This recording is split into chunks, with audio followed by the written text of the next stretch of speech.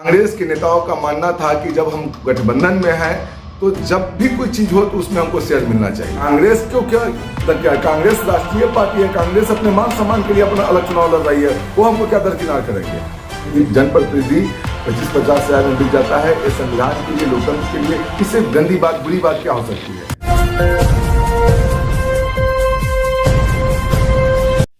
नमस्कार, मैं अजय कुमार यादव, बिहार प्रदेश कांग्रेस कमेटी तीसरा वर्ग विभाग का मैं अध्यक्ष हूं और मैं धन्यवाद देना चाहता हूं अखिल भारतीय कांग्रेस कमेटी के राष्ट्रीय अध्यक्षा श्रीमती सोनिया गांधी जी, हमारे नेता राहुल गांधी जी, बिहार के प्रभारी भक्तचरण दास जी, बिहार के प्रदेश अध्यक्ष माननीय मोहम्मद झा जी को कि उन्होंने आज राष्ट्रीय जनता दल से अलग हट करके कांग्रेस को अपने पैर पर खड़ा करते हुए 24 विधान परिषद के चुनाव में अकेले दम पर चुनाव लड़ने का निर्णय लिया।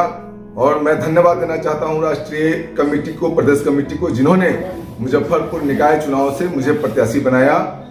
मैं कांग्रेस के लिए एक बहुत बड़ी अभी ऐतिहासिक निर्णय है, जिससे कांग्रेस आज पूरे प्रदेश में जो कांग्रेस कार्यकर्ताओं में, कांग्रेस नेताओं में जो हर्ष का माहौल है, वो अब अपने आप को स्वतंत्र महसूस कर रहे हैं। और पूरे बिहार में आपको मैं आपके माध्यम से बता देना चाहता हूं कि कांग्रेस की जो चुनावी जीत होगी, जो चुनाव का परिणाम होगा, ऐतिहासिक और आश्चर्यजनक परिणाम होगा। कांग्रेस पार्टी सेकुलरिज्म के राह पर कॉमन मिनिमम प्रोग्राम के माध्यम से राष्ट्रीय जनता दल के साथ लंबे समय तक उन्होंने गठबंधन निभाने का काम किया, लेकिन कुछ समय से कांग्रेस के कार्यकर्ताओं के, कांग्रेस के नेताओं को जिस तरह से दरकिनार किया जा रहा था, इसको देखते हुए हमारे राष्ट्रीय नेतृत्व ने एक कदम उठाया कि कांग्रेस के कार्यकर्ता का अपमान बर्दाश्त नहीं होगा, कांग्रेस के नेताओं का अपमान बर्दाश्त नहीं होगा।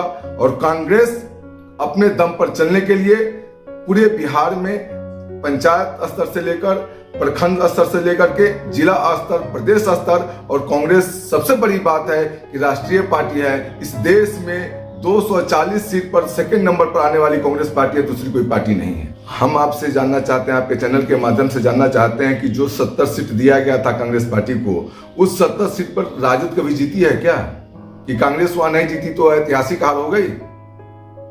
90 से लेकर अभी तक उस सीट पर जनता दल या राष्ट्रीय जनता दल जीती है क्या? उस सीट पर महागठबंधन अब उपचुनाव के समय में 2 सीटों पर उपचुनाव था, कुशेश्वर स्थान, तारापुर। कांग्रेस के नेताओं का मानना था कि जब हम गठबंधन में हैं तो जब भी कोई चीज हो तो उसमें हमको शेयर मिलना चाहिए। और इसका आपको उदाहरण देते हैं, 2017 में उपचुनाव हुआ था आपको जहानाबाद और भभुआ विधानसभा, और एक लोकसभा चुनाव हुआ था आपको, जो तस्लीमुद्दीन साहब का इंतकाल हुआ था, उस समय उनके जगह पर लोकसभा का चुनाव हुआ था। तो उस समय लालू जी ने एक सीट भभुआ दिया था कांग्रेस को, और एक जहानाबाद मुद्रिका सिंह यादव जी के लड़के सुजय यादव जीते थे जहानाबाद से। वहां भी उपचुनाव में कांग्रेस प्रत्याशी ने 52,000 वोट लाने का काम किया था भभुआ से। कांग्रेस क्यों कांग्रेस राष्ट्रीय पार्टी है, कांग्रेस अपने मान सम्मान के लिए अपना अलग चुनाव लड़ रही है, वो हमको क्या दरकिनार करेंगे। हम जीत रहे हैं तो किसको नुकसान होगा, किसको फायदा होगा? हम तो जीतने के लिए चुनाव लड़ रहे हैं और हम जीत रहे हैं, और भारी बहुमत से जीत रहे हैं। हर कोई चुनाव लड़ता है और हम भी जीतने के लिए लड़ रहे हैं और जीत के ही आएंगे। आप एक बता दीजिए कि आज के डेट में किसी भी समाज में 100% किसी का कोई वोटर होता है क्या? जो माइनॉरिटी है, माइनॉरिटी भी किसी के साथ 100% है क्या?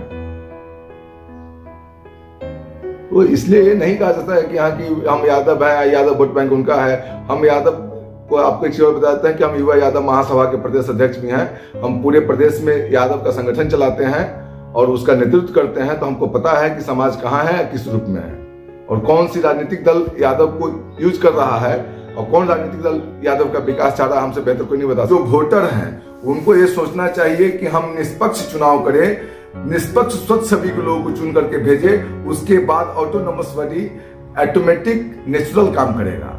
आप वैसे लोगों को प्रलोभन में आकर के जुटा के भेजिएगा जिनको संविधान के बारे में, समाज के बारे में, संस्था के बारे में ज्ञान नहीं है, तो वो ऑटोनोमस बॉडी या जनरल बॉडी क्या समझेंगे। तो जो वोटर हैं वोटर को भी जागरूक होना पड़ेगा, क्योंकि इसमें जो वोटर होते हैं वो जनता के द्वारा चुने हुए जनप्रतिनिधि होते हैं, तो एक खास करके ज्यादा कंसर्स है। इसलिए इन लोगों को बहुत जागरूक होकर के जो प्रत्याशी हैं उसमें चयन करने की जरूरत हो, स्वार्थ में नहीं, लालच में नहीं, किसी बहकावे में नहीं। वही इशारे में आपको बोला कि जो जनता के द्वारा चुने हुए जनप्रतिनिधि हैं वो ऐसे उम्मीदवार को चुन के भेजे, बिना स्वार्थ के, बिना लालच के, बिना किसी बहकावे में आए हुए, तब जाकर के पंचायती राज और विधान परिषद में विधानमंडल मजबूत होगा।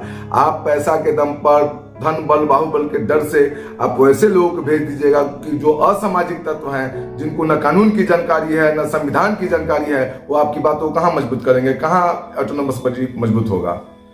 ये सबसे जरूरी है कि जो वोटर हैं वो अपने आप को चुनाव करने में अहम रोल अदा करें कि हम चुन किसको रहे हैं, और जो पैसा मिलता है कितना उसका कीमत होता है, वो पैसा का क्या महत्व है। कोई भी जनप्रतिनिधि 25-50 हजार में बिक जाता है, ये संविधान के लिए, लोकतंत्र के लिए, इससे गंदी बात, बुरी बात क्या हो सकती है। मुजफ्फरपुर जिला जो है 11 प्रखंड का है, 11 विधानसभा का है, 16 प्रखंड का है। और मैं आपको बता चुका हूं कि यह जो चुनाव है आम जनता का चुनाव नहीं है।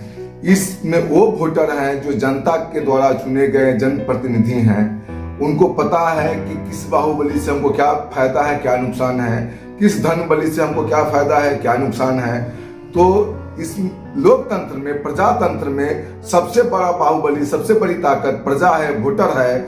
उसके अलावे न कोई बाहुबली है न कोई धन बली। हम बिहार के मतदाता, मुजफ्फरपुर के मतदाता से यही अपील करना चाहेंगे कि आप एक चुने हुए जनप्रतिनिधि हैं, आप उस सबसे अंतिम पायदान के लोगों को, विश्वास को जीत करके आए हैं। उस विश्वास को आप पटना तक ऐसे आदमी को चुनकर भेजे जो स्वच्छ छवि का हो, वो धन बल और बाहुबल का प्रयोग न किया हो, वो आपकी बातों को, आपकी आवाजों को पटना में, सदन में, कानून में परिवर्तित करे। वैसे लोगों को आप चुनाव में जिताकर भेजे। आप किसी स्वार्थ में, किसी लालच में, किसी बहकावे में ना आए।